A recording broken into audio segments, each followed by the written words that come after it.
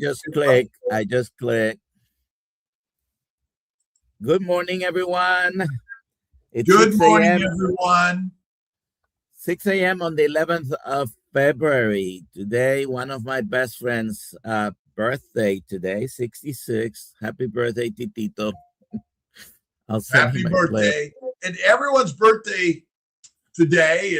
And I like the month birthday months, but let's see. In 4 days Julio is my birthday. What's that? 4 days is my birthday. In 6 days is Julio's birthday. Please put in the chat where you're watching from. We got and hashtag KMT for a KMT hat. And by the way, yesterday I offered on the live stream a Dr. Nelson hat, and I ran the tool after the live stream ended, so you guys don't know. But Brian Dish 1787 was the winner. You need to email Alia at drkiltz.com to claim your prize. Okay, and we'll give a KMT hat today, hashtag KMT. And the guests today is Dr. Kiltz and Dr. Nelson. Right. And I put a link in the chat to anyone wants to join us. I see George is here. Papa, let's see, Paul Clark, The Kingdom Way, Laney, let's see, Kitchen Witch. Rick is here. Mr. Rick is here. Paul Clark, I think I mentioned. Carnivore Karen. P is here. DJ. I'm hoping to get everyone really. Lewis is here. Really grateful. There's Max. Okay. We thought you were not coming. We are on with the master, the meat master, Kiltz himself. Well, Max, welcome. We got a whole team of great conversations. And what does the painting say back there? Can you see what it says? Well, it's a little hard. You're conscious. What is it? Your comfort zone will kill you. Yes. But you know what? He has a way of always making comfort just uncomfortable. Because if you think about it, if you just lay around long enough, those little spots that felt good before will hurt again. Absolutely. When I saw that painting, I was like, you know what? One of the ways I can hold myself accountable to do all the things that I want to do is I hang that little saying above my head, and I've got to look at it every single day. And so that's why I got it. Nice. So any other openings, Dr. Nelson, before we get started with the show? The morning. This is the morning show. I don't know anyone else who does a daily morning show in the carnivore world. So two announcements. Number one, just a reminder, put your questions in the chat. We're going to be talking to Max in a minute here. And there is no class today in the coaching course. We're going to do it next week at 3 p.m. Eastern time. It's a wrap-up session with Alia and the team, and the course, otherwise, I think it's live already. You can click when you buy the course. You can do it on your own, and we'll see how that works out. We will still be doing weekly sessions, just Q&As about the lessons in the course, okay? All right. So, Max, why don't you go ahead and introduce yourself? Tell us who you are. Tell us your story of healing. And all right. Are you vegan? I'm definitely not vegan. Do you eat vegans? I eat vegans for breakfast. That's right. That's what I do. So my name is Max. Nice to meet everybody. So I host a podcast called the Low Carb Consultant Podcast, where I interview experts, doctors, trainers, athletes, coaches, authors that are in these different low carb, ketogenic, carnivore sects, if you will, to get a good understanding of, what diets are best for longevity, athletic performance, healing, all these different things. And over time, I have developed this theory that diets are tools. We leverage different low carb variations, ketogenic variations, carnivore variations for different things, right? You've got high fat carnivore for a lot of healing purposes, and you've got maybe a higher protein version of carnivore for athletic performance, body composition purposes.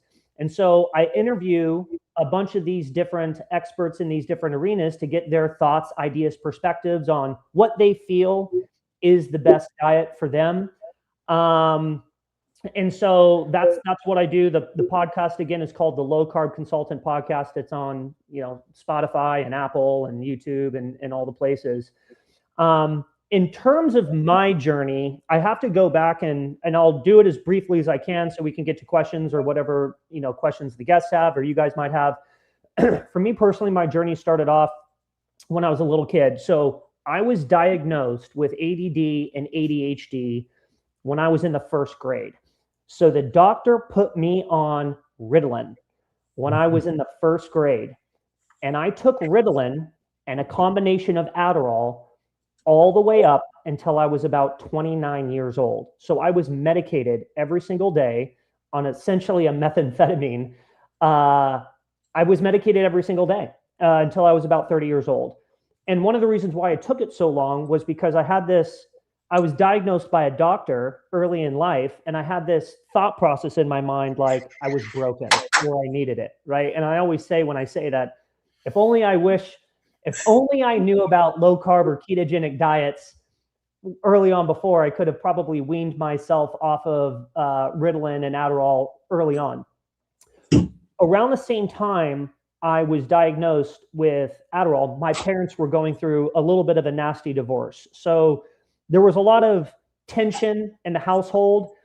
And because of that, my parents wanted me to have, as my dad moved out, my parents were trying to give me the most normal life they possibly could. So a lot of that kind of revolved around food. So anytime I wanted to go McDonald's or get pizza or have a snack, one of their ways that they would essentially comfort me in a sense was through food. And going back to the Adderall thing and the food thing, this was back in the 90s. A doctor said that I had ADD and I need to go on this medication. My mom didn't know any better. Like if a doctor told you needed to go on rat poison in the early 90s, you'd probably be like, well, okay. You kind of just took their advice and went with it. But what happened to me was as I started to hit like development stages in life, like 6th, 7th, and 8th grade, I started what happened was my body was changing. The Adderall was wearing off because, as you're growing and developing, you're putting on weight, the dosage wears off. And what was happening was I was going on these binge eating episodes around the 6th, 7th, and 8th grade. And, if you go to my Instagram, I'm like a very active person. When I was a little kid, I played every sport imaginable, like basketball, football, baseball, ice hockey. I swam, I surfed, I skateboarded. I did every sport you can imagine. What was happening was because of the medication was wearing off around the 6th, 7th, and 8th grade, I was starting to put on weight. And all of a sudden, by the time I got to the 8th grade, I essentially found myself being the fat kid in the friend group. And I also was dealing with a lot of inflammation issues because I was putting on weight. I couldn't run anymore. I wasn't able to play sports. I was getting kind of lethargic and lazy and lackadaisical. And my mom did the best thing that she ever did for me was she was like, okay, your diet's bad, you're overweight. When you get to high school, you're going to play sports. So when I became a freshman in high school, I joined the water polo team. I started working out. And that's when the light bulb around health and fitness for me really flipped on, because this kid that was in like the 7th and 8th grade that was fat, the girls were making fun of me. I had, you know, the man boobs as a 7th and 8th grader.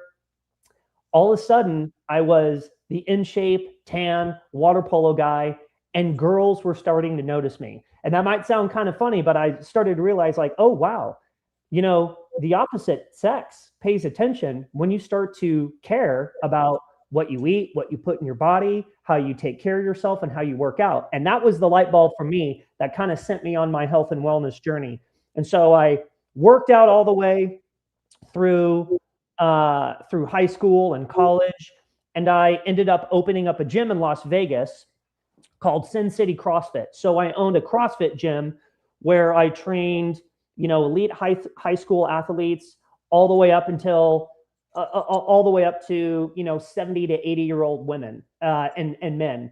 And so I gained this experience from training different people. I wasn't really in tune with my diet at the time. This is when I was in my mid to early 20s. I ate a paleo diet because paleo was big in the CrossFit world at the time. But that's where I really gained a lot of experience training clients, helping clients with exercise. And then we were shifting people to a paleo diet at the time because that's what was popular. But what happened to me again was I had an opportunity to go into the corporate world. Like tech was getting bigger. I had a bunch of friends that were working at Uber. I had the opportunity to get into the tech world. So I got into the tech world, but what happened was I ended up selling my position in the gym, moved to San Diego, got into big tech. And then what happened was I got into some bad habits. So I started going out after work. I started having beers with the colleagues. I wasn't going to the gym. I wasn't eating the way I normally ate. And what happened was I got fat again, right? And I got horrific inflammation issues. And by the time it was like 2018, I lost sight of myself.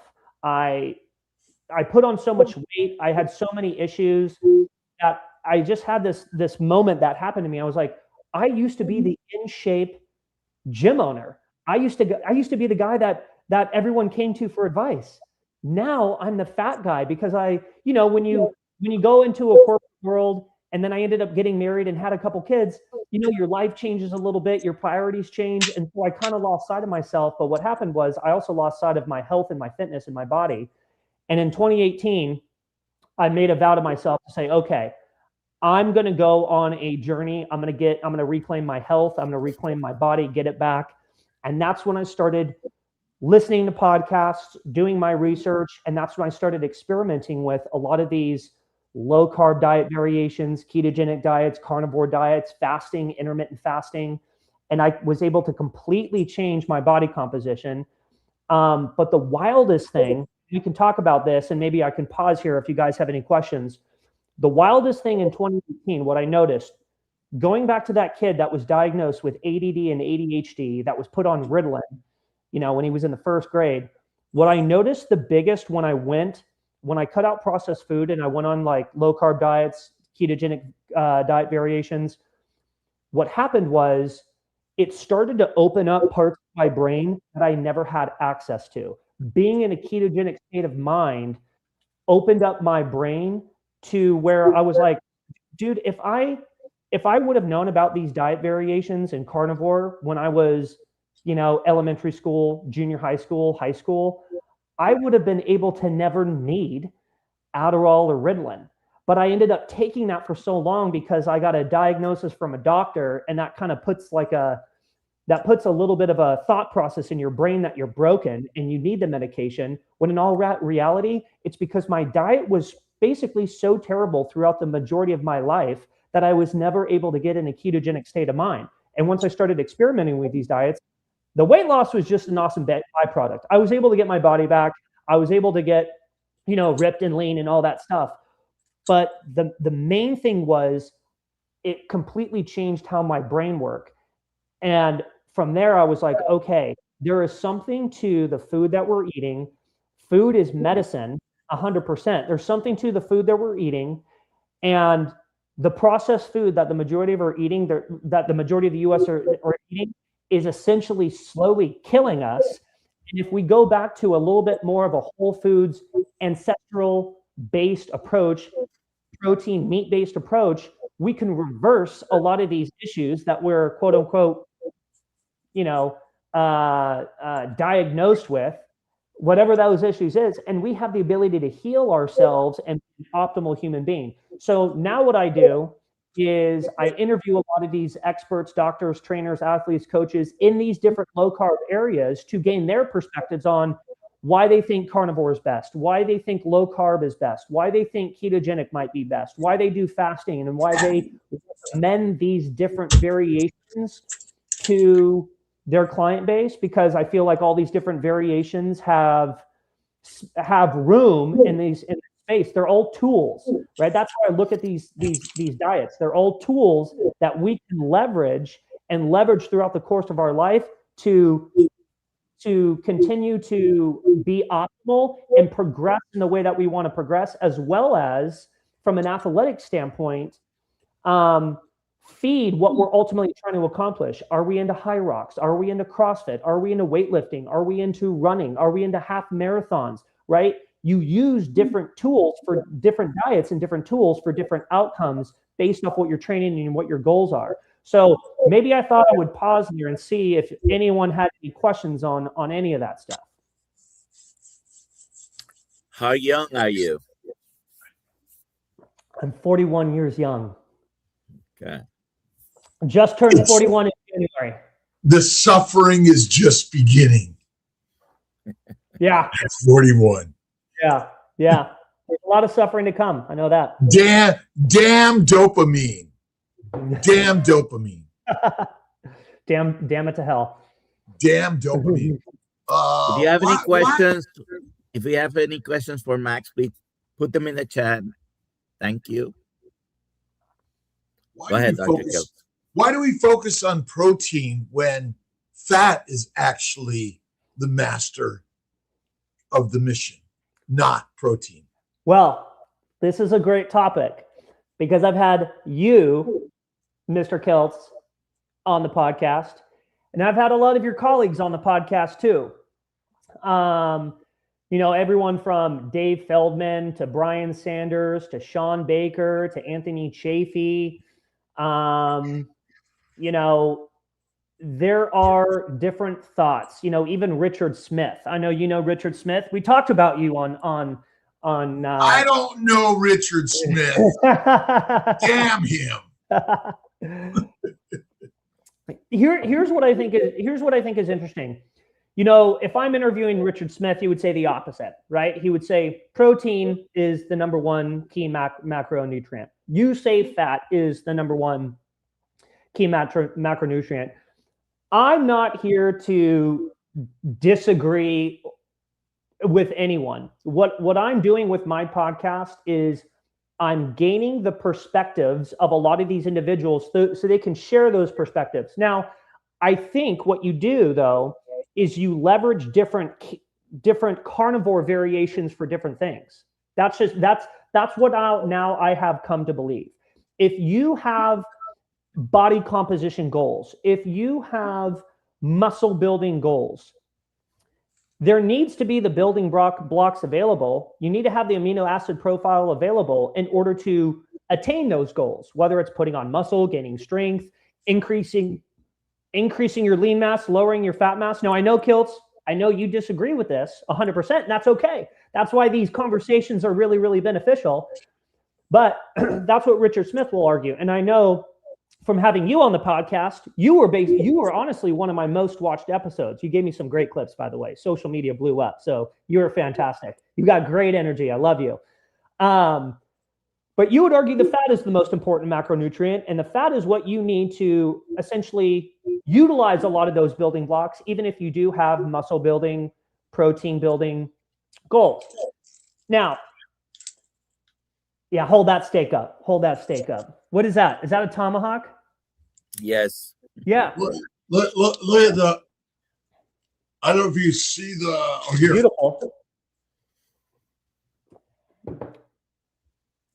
Where's it from? Is that from Wegmans? Wegmans. Yeah. This is a USDA Prime. It's a beautiful, beautiful steak, and this is the master's meal. Yeah, it is. It is. And it's a beautiful thing, and this is what we're. Most people eat filet, chicken, fish, turkey. They cut the fat away. Yeah. And they serve us lean meat because now protein. Oh, protein is the thing you need. So we went from sugar to protein because nobody cares about fat, because anti-fat is the biggest money-making thing ever created. I don't disagree with you. The anti-fat movement, the low-fat movement was horrific. But if you hold that steak up one more time. It looks like to me there's a lot of meat. Now that's got some good marbling in there, but it's got some good fat around a lot of protein. It's already been cut. So remember, there is no such thing as protein in a meal. You either eat animals or plants. Every cell of every organism contains fats, sugars, and proteins. So again, the protein-centric world is beautiful because the raisers of the meat, they don't care, because they're just going to, everyone, eat your protein. It's the next new disease problem, because so many people in the carnivore world are on GLP-1s to get skinny in order to show off. Why do they want to do that? I couldn't tell you why, but... Well, it's simple, to get noticed. Wow, you look so good. Let me touch you.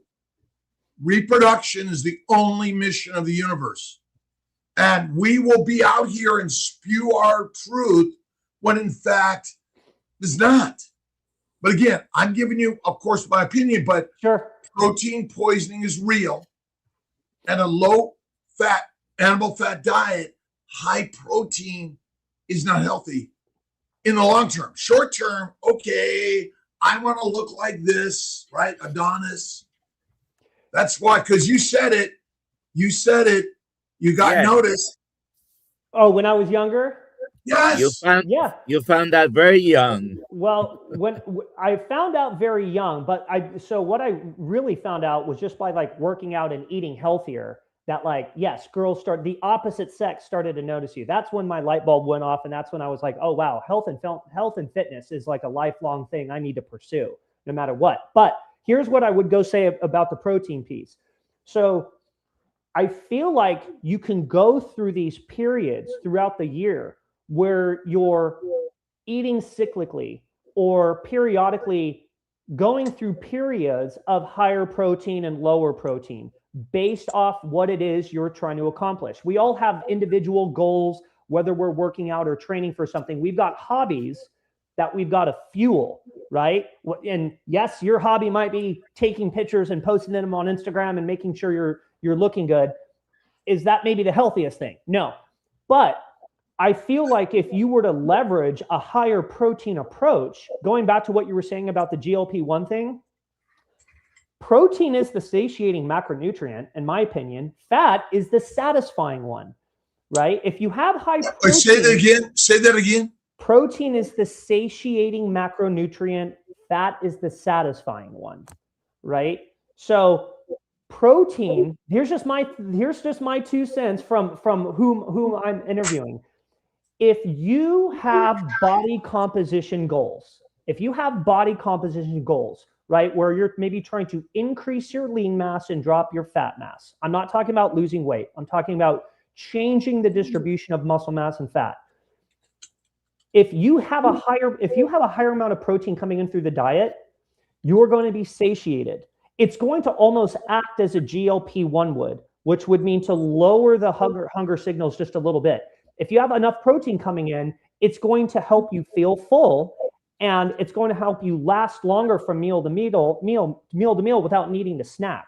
It can also help with muscle building goals. Now, I know you're probably going to 100% disagree with me and say that is what's necessary, but I would also say there's a whole bunch of other individuals I've out there that I've also interviewed that would completely say the opposite. I have a question for you. Sure. And I do understand where you're coming from. Obviously, you have heard all the opinions, the high protein, low. Within even carnivore, high protein, low fat. But you talked about the different goals that people have. Sure. As a physician and personally, my interest is which one gets me healthier and which one reverses all the long list of problems that our doctors tell us. Sure. Which one is, and I think you know where I'm going, because I think the high fat is the most healing. Sure, I wouldn't disagree. But would you agree that, would you maybe agree or disagree, I don't know yet, that a high fat carnivore diet, this is just my 2 cents, and you guys are 100% going to disagree with this.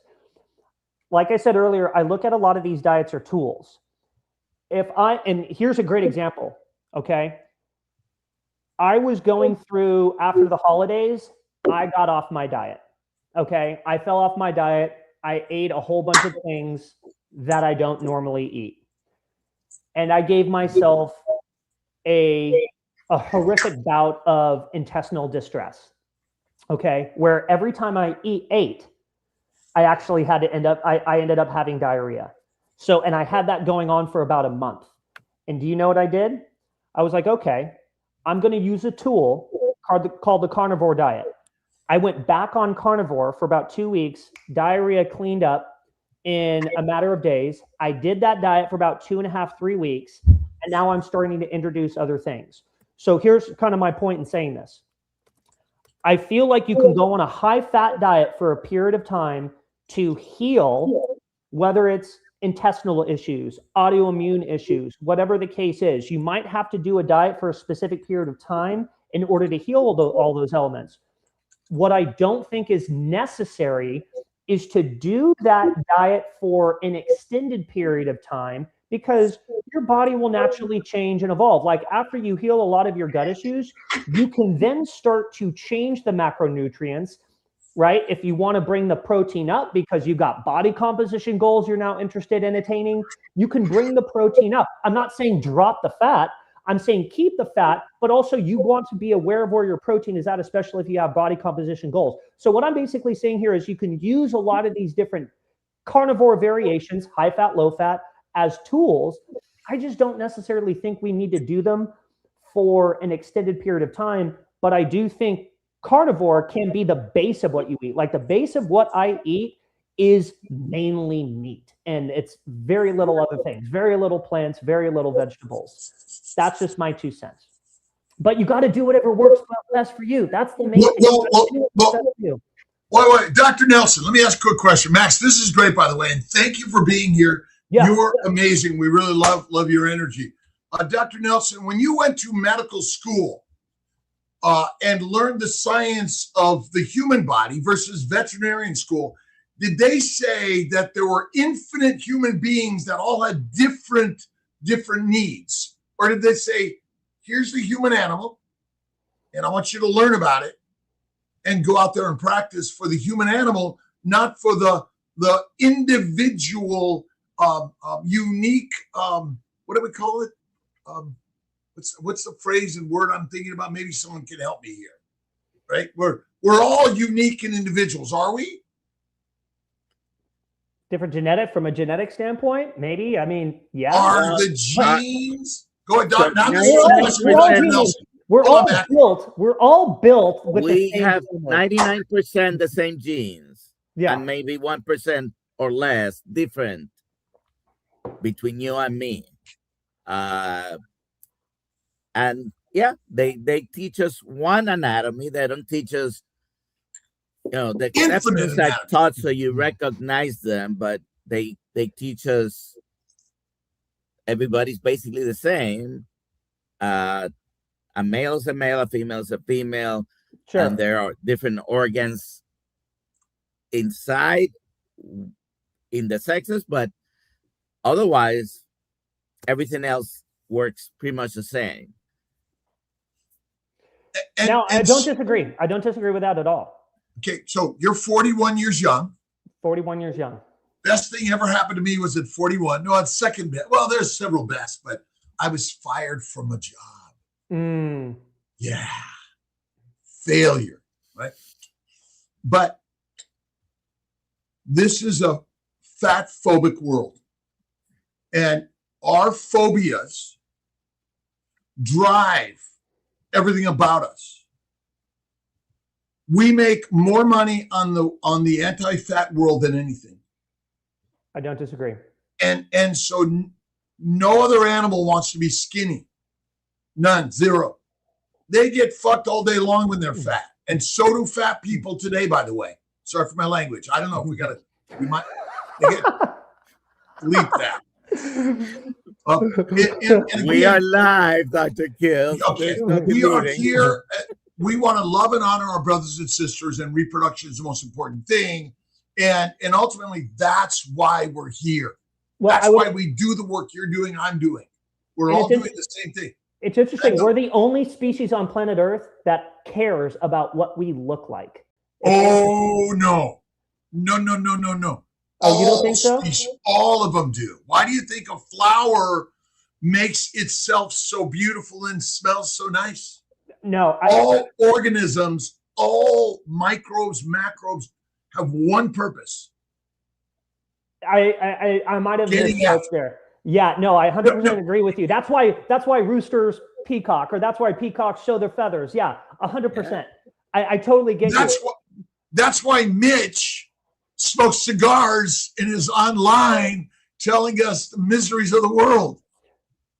What I was going to say was we're the only species that really cares about our weight. Going back to what you were saying, a bear wants to be fat, right? They want to, the larger, the bigger they are, typically the more healthier they look to the opposite sex. We're the only ones that really, human beings are the only ones that really care about and obsess about like a number on a scale or what we look like from a composition standpoint, I would say. Like a bear doesn't care about how much weight he's putting on or losing through hibernation. Would you agree or disagree? It cares. Remember, all life has the single same function. We think we're better or different. We're the idiots that want to get on a rocket ship and go to Mars. But you know, this is the part of the conversation. Yeah. It was all like, oh yeah, you're right. Yeah, you're right. Yeah. I mean, cool. Like that is not reproduction, right? Yes. It's and this is the part. It is about the opposites, the stress and the struggles and the disagreements. Because without it, no babies. No, I 100%. Like number one, numero uno is procreation. That's what every species wants to do. And if your partner had no fat, muscle only, muscle, okay? Now we know what a muscle builder that gets jacked for the show, is that a reproductive organism? Probably not. A lot of times their hormones are tanked. So, but again, if there's only muscle and no fat, right? If you really saw a human being not jacked and taking hormones to show up on stage, right? And they have no fat on their body, is that a healthy human being? No, it's not. In a lot of cases, that they are not. But they not in a lot of cases. They would also agree with you. They would also agree. All cases. Yeah. All cases. Well, okay. Especially for the females that are losing their periods because their hormones are tanked. Like they would agree with you. Most people that step on stage and compete at the point in which they're stepping on stage, they're not at a healthy point. That's a fact. 100%. Right. And so ultimately, women are getting fat added to parts of their body and taken away because remember, you want this. Right? Yeah. Because that's what we look at. Damn, I hate my dopamine. Right? I mean, that's the driving force for all of us. So, you could highlight some cues in here, Dr. Nelson. If you see some, I know there's some there. Well, the first question is for you. I'll take them in orders. Chuck asks, Dr. Kiltz, we know you don't believe in numbers, but your staff have wanted you to test. How are you feeling? Any news on the CAC score? You haven't had another one, right? And are you still taking the energy bits? I take my energy bits from time to time, like I take everything else from time to time, but not all the time. I got a beautiful card from my good friend, Ashley. Energy bits, by the way. I love it. And what are those? What are those, Dr. Kiltz? They're Dr. Chlorella and algae. I mean, it's all algae. And I get my, again, I don't know which is the thing that makes me better, but I take them all. Okay. And I'm working better, but look we're in a community together, are we not? I'm not here to chastise anyone's products, right? We're here to bring them all together and work together. Okay, I take my supplements and my CAC score. It was fun. Do I sit and worry about it? One of my colleagues, Wendell, 65-ish, went to the doctor for a month to try to figure out what was wrong with him. Everything they said was normal. In the emergency, he dropped dead the other day. And Wendell is our master teacher every day, because what do you know about medicine's ability to predict when and how you're going to die? That's a question for you, Max. Oh, is that a question for me? I'm sorry. Say that again, Dr. Kiltz. I mean, what do we know about modern medicine's ability in any of this testing to predict when and how you're going to die? I would probably say we don't know a lot. I mean, a lot of the medicine out there, in my opinion, it's to treat a symptom, not a root cause. That's just my right. But ultimately, medicine and science has a purpose that they believe is right. Sure. Yes. And that's the same area of us. We believe in what we believe in. We're going to do everything to prove it, right? Plant-based world, animal-based world, everything in between, and the science. And we're here because it gets us likes and subscribers, and people show up and things like that, because I like to have friends. I don't want to do this all alone, and my friends disagree with me or agree with me, or they listen and they turn it off. I don't know, but that's the fun part of this, right? Because again, if we all just agreed, oh shit, it'd be boring as shit. When Mitch is like, oh, Kiltz, you're ridiculous, and turns me off, and then we show up and we hang a cigar together, or Brother Rich or Papa or George or all of us. But we're entertainment. And then each and every individual is going to find it kind of play in the mud and the sand and find their own freedom in their story, I think. And well, that's what kind of maybe even brings me back to the point about all these different carnivore variations you can leverage, ketogenic diet variations, low carb variations. You got to find what works for you. I know we were saying earlier that from a building block standpoint, we're all born with the same engine, the same tools, right? The same organs, all that type of stuff.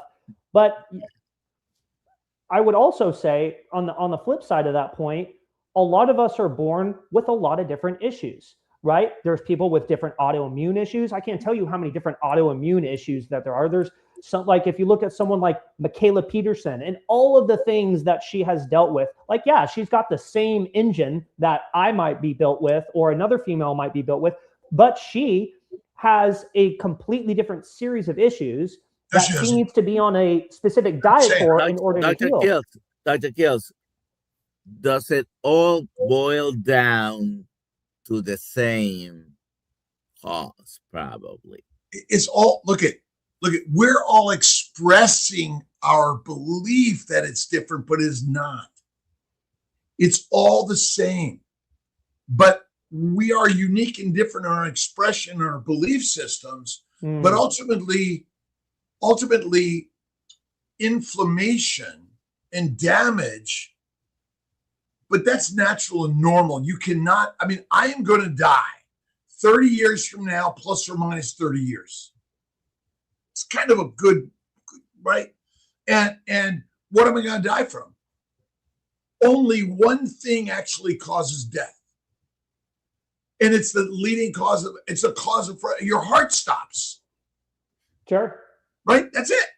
But that's the beauty. I mean, essentially inflammation damages every cell of our body. And we in medicine and science kind of label it all these different things. But it's not. It's the same thing. All the same thing. All right. Have a question here from this guy. And I guess the question is for Max. What have you learned on your journey?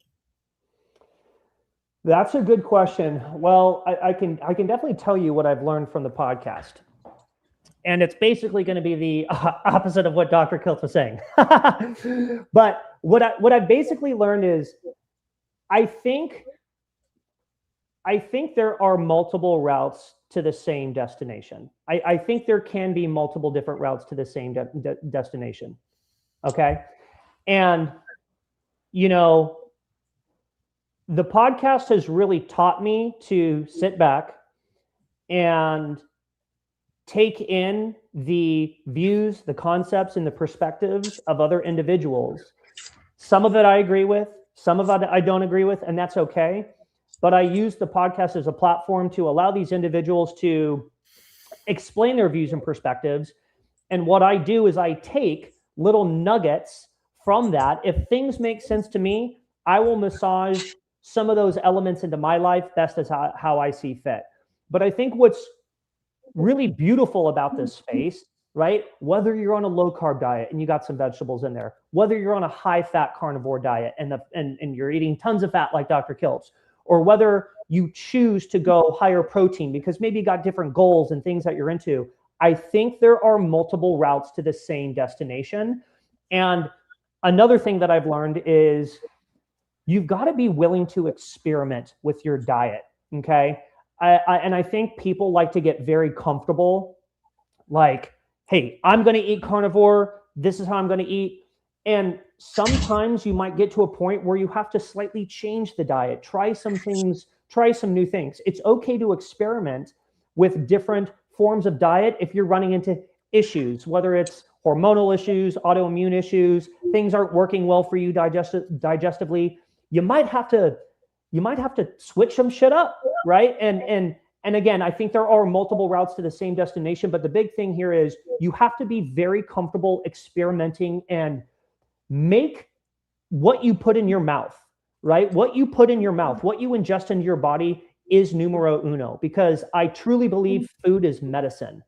And so if you make understanding food and diet and all these different things, if you make that a hobby and you make it like part of an interest, then you can move the needle forward, whether it's healing autoimmune, losing weight, whatever like making your blood markers better. You can move the needle in the direction that you want it to move, but you always have to experiment with your diet. And that's, I think, the main thing that I've learned. All right. Let's take next question. And this is for you. Rocking coach Amy, and she's always rocking. Do you think a high-fat version of keto carnivore helped open your brain and heal your ADD, or was it high protein? Yeah, that's a great question. What I really think, it wasn't necessarily how high the fat or high the protein was. It was the carbohydrates that were coming into my body, right? The amount of carbohydrates and processed food I was eating at the time, and a lot of other bad habits. Like when I got back into the corporate world, I was drinking beer on a regular basis, like alcohol, like all those things are obviously terrible. It was where does beer come from? Beer comes from plants, yeast or whatever, right? Where does alcohol come from? It's fermented. It's a fermentation process. From? Well, it depends, right? You can ferment just about. You You can ferment an agave plant, make tequila, right? Can't you ferment a potato, make vodka? Like plants. So plants. Yeah. Okay. Yeah. So, but for me, it was lowering the carbohydrates. I think at the time, I was doing 1 meal a day. When I felt my best, I was doing 1 meal a day, burger patties. That was like my go-to. Lots of ground beef, higher fat. There was protein in there, right? But I think it was the elimination of carbohydrates that really allowed me to get into a ketogenic state of mind.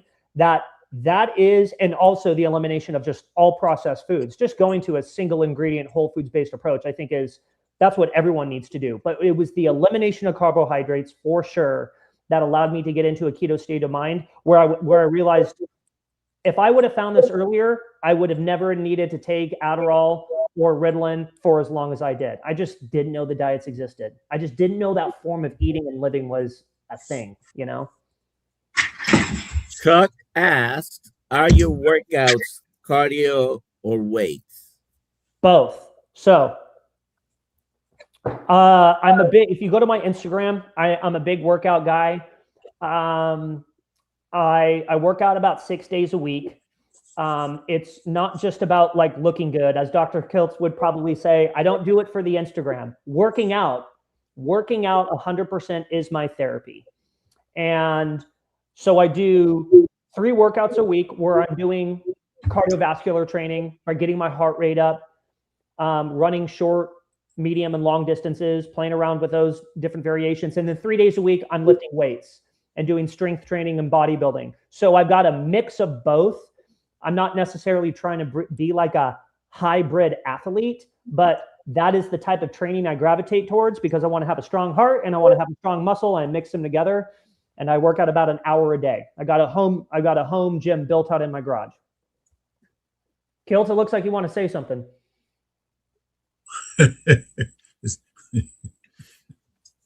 I'm listening, but it will look at.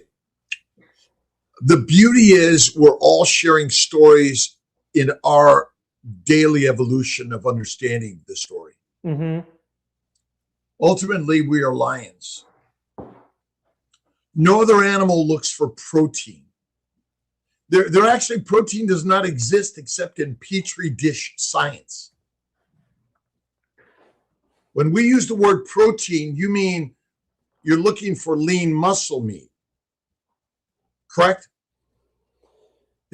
Would you agree that lean muscle meat is protein? Sure. I mean, there's protein in chicken. There's protein in that tomahawk steak you just held up earlier. Right. But is chicken lean muscle meat? Yes. Okay. And so is filet lean muscle meat? Yes. Okay. And can you buy lean muscle meat in a ribeye? Yes, you can. Yeah. Okay. And most of the time they cut most of it off anyway. So ultimately, even when we use the word carbohydrates, these are only processed products from our modern food world. But if you were to choose what to eat, would the healthiest thing be the plant world or the animal world? Oh, it's the animal world for sure. Okay, would it be lean meat as your primary meal, or would it be fatty meat as your primary meal? I would say I would want a combination of the both. You got to pick one. You got to pick one because again, the primary meal of a lion. Again, I'm giving you a simple task. Occam's razor. Yeah. Okay. You pick one. You're going to live off one of these. Which one is it? Is it going to be? If I have to live, you are living. Okay. If I had, okay. I would choose the fattier cut. There you go. Just keep it simple, sure, please. Sure. Just look it. Oh, yeah. Uh-oh. Did I say? Is that me? Okay. Look it. For survival purposes, I would choose the fattier cut. All right. Look it. We are teachers. We are helping our brothers. I suffered ADHD, OCD, depression, all those things as a little kid, migraines. The beauty is they didn't have the drugs yet. All right. So what I'm saying is you have a choice. You're going to be either an animal eater or a plant eater or both. I'll give you both. All right. but which one of these, what toxins does this contain? I have no idea. Whatever toxins that animal ate. But in general, look, we're scientists, are we not? How many people have you heard?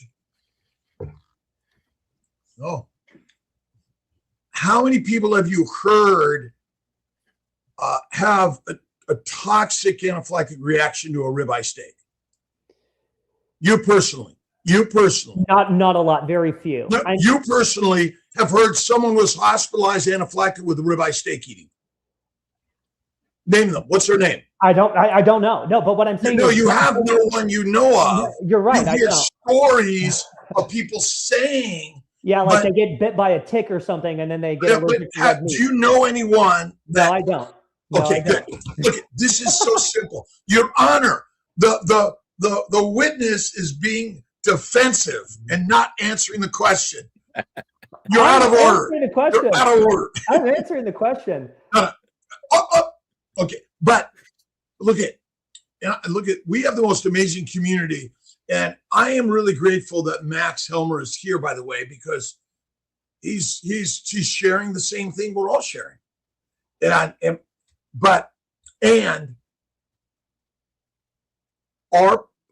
What animal seeks lean meat? And do you know about protein poisoning? Have you ever heard of it? I have heard of protein poisoning mainly from you. Right, but rabbit starvation. So have you read the list of symptoms? Nausea, vomiting, abdominal pain, depression, protein poisoning. Do you know of anyone that suffers those things? To be honest with you, I don't. Well, but they're common symptoms that people have in this world, correct? Oh, so you're saying depression, anxiety. Yeah, so you're saying like a high protein diet can actually be causing our depression, anxiety. 100%, because it's missing the single most important macronutrient, which is adipose tissue. Now, again, I want to lean down, go at it, because you want to lower the fat to lower the caloric input in order to lean down and show the muscles that are even in the fat people. That's it. So I'm just, I agree with you 100%. I've been there. I am there. Okay, do I have some French fries sometimes? Damn right I do. Yeah. And ice cream. Damn right I do. Yeah. I don't shy away from these things from time to time, but on my daily habit, what do I eat? Yeah, I hear you. And I do the same, but I incorporate lean meat and fat meat together. I eat them all. A lot of variation and sustainability for the long run. No doubt about it. But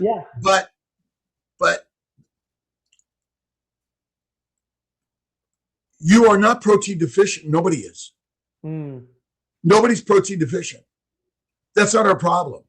Our problem is poisoned by plants, proteins, low-fat diet. I see I have these pictures here. One of my good friends, Dave Kilmer, died of cancer 52. He was always working to be healthy, skinny, lean. All right. Jim Slotnick, glioblastoma, age 28. All right. And again, we're here taking care of sick people and the why part of it, which we don't really know. But the protein-centric and plant-centric world, in my opinion, is part of our problem. It's fat. Fat is to be honored. That's kind of like my again, here's a shot, a pill, a surgery to get rid of the fat, when if you simply go carnivore, the fat goes away. The excess fat goes away. And again, Dr. Kiltz, this is where I'm coming from.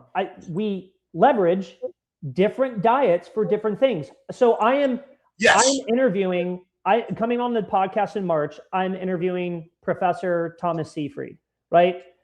And he's going to be coming on talking about most likely a ketogenic diet and how they're using ketogenic diets for tumor reduction, cancer. That 100% makes sense for me. What is a ketogenic diet? It's a high fat, moderate protein or lower protein, zero carb diet, right? So you can use different, like if I was diagnosed with cancer, I would incorporate a series of long-term fasting and a ketogenic diet. I would go on an ultra high fat diet. That's exactly what I would do. But right now I don't have cancer. So they were diagnosed with cancer. Yeah, I know. And remember what I'm saying, you don't have cancer right now. Yeah. But my theory here, now is nobody you think a higher protein diet, you think what you're saying is you think a higher protein diet could potentially lead to yes, because diagnosis. when you say high protein, you automatically mean low fat. I don't necessarily mean that. I can have no. Again, I'm just okay.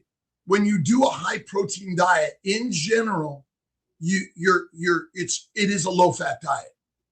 That's the kind of amazing story here. Again, it's radical. Remember, there's never a zero carbohydrate diet because carbohydrates are in all cells of all organisms. So what you're saying is you eat a low to no plant diet or a low to no animal diet, but there's never a zero fat, zero protein, or zero carb diet. That's an impossibility. Because if you understand the science of the glycocalyx, of the membranes of every cell, so ultimately that's the magic of this story. Dr. Seifert and I love him. We've talked, and I agree with you. But Mike, it's like Wendell, who just died, and we couldn't figure it out. And Dave, who died, they didn't know that they were going to get cancer. And maybe tomorrow I'll read an excerpt from Jim Slotnick's book, A Short Life, who he wrote while he was cancer-ridden and died the day after he finished the book at age 28. Wow. And so our job as scientists or storytellers is, I don't know which one's going to get you cancer. Nobody does. Yeah. That's the mystery. All right. Plants don't cause cancer. Animals don't cause cancer. Inflammation causes cancer. The challenge is which one and why. Don't know that answer. But I would bet that a raw animal fat diet is the healthiest diet for humanity. But that's not our environment. That's not what we eat. That's not what we go out and we explore, we connect together. Yeah. I agree with you. I don't disagree. And I think there's a bunch of different diets, like a lot of different things. A lot of different things can trigger that cancer gene. Could be environmental. Like my sister-in-law. It's not a cancer gene. Well, it's not a cancer gene. There's no cancer gene. Keep going. I'm just throwing my shit. So my dad died. My dad died of lung cancer early. I took care of him when I was in my mid-20s. He passed away. And then a year later, my sister-in-law passed away. She was 20 years old. She got ovarian cancer. Now, when I think about her, right, I don't even know what caused it. I think there was something a little bit more genetic to that. No, same thing. Exactly. We're all genetically predisposed to the top 20 diseases, all of us. But I don't know what triggered the tumor growth in her. It's plant goitrogens. They're tumor genes. Look up goitrers, look up goitrogens, look at tumor genes. Lectins, oxalates, phytates, plus the microbes that ferment in the gut. They're the cause of the disease. And my sister died. My grandmother died of cancer. Again, we're all going to die. We're going to die of all these same diseases, no matter, even if you're a full-on carnivore. Thank you, Max, for being here. Sure. We have to go in a few seconds. Esparza87, please email Alia at drkiltz.com to claim your prize. If you don't send that email, you won't get it. Okay. Can I say something real quick? Before you have about literally 15 seconds before I.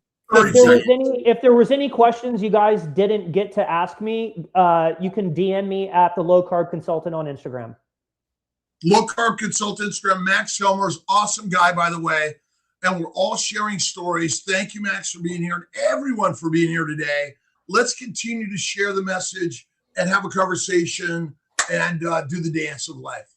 Have a great day, everyone. Take care, everybody.